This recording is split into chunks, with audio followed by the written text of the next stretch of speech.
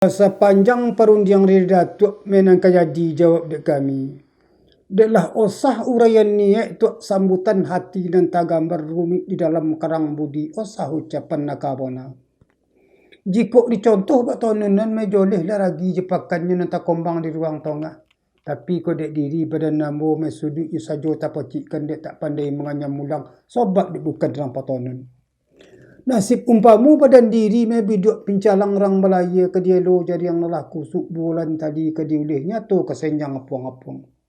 Cuma seketik jo harapan kok rancak tepian tonang elok di bintang pelayaran tercapai juga ketujuan. Tapi kok ombak membawa surut balik walaupun pulau tempat joleh rasu tak mungkin kelabuhan. Cik lain contoh dia ambil menambah umpamu orang menggalih. Rusuh je barang nan tahu buat kusuk je tompek entak lapang comeh di hujan payung tiri. Bagu magak si pemboli rusuh disimpan dalam-dalam. Kok dek kami kok ketu kini meusah diogo barang usang kok tak kelaku dengan banyak. Ambo mana ruah bonang sayu penyato dapuk dek paminta dek datuk apilin juo nyato kasoriang di kumpalan.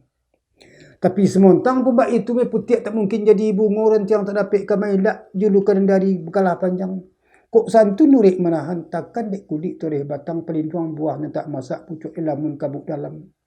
Tapi semontang pun bak itu ambo na indak putuh haso membawa raso niat bayak. Toguh paham kokoh jo iman untung tercapai ketujuan. Kok dek gantang si marajo ledo dek cepat selago penuh warisan adek kita juo.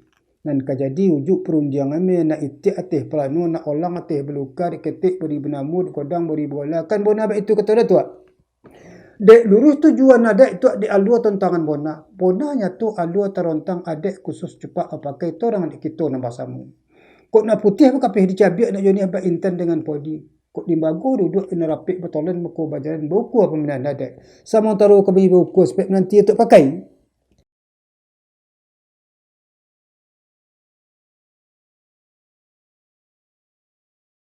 Setontang perundian cakot tu lah di payo patido lah di pauku pejangkuan.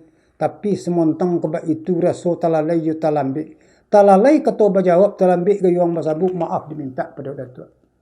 Lah boleh ayah dek pembunuh lah boleh kata dek mupokat. Kok kata nang kamu jawab kok gayuang nang kamu nyambuk iyo tak boleh kebadan diri ambu.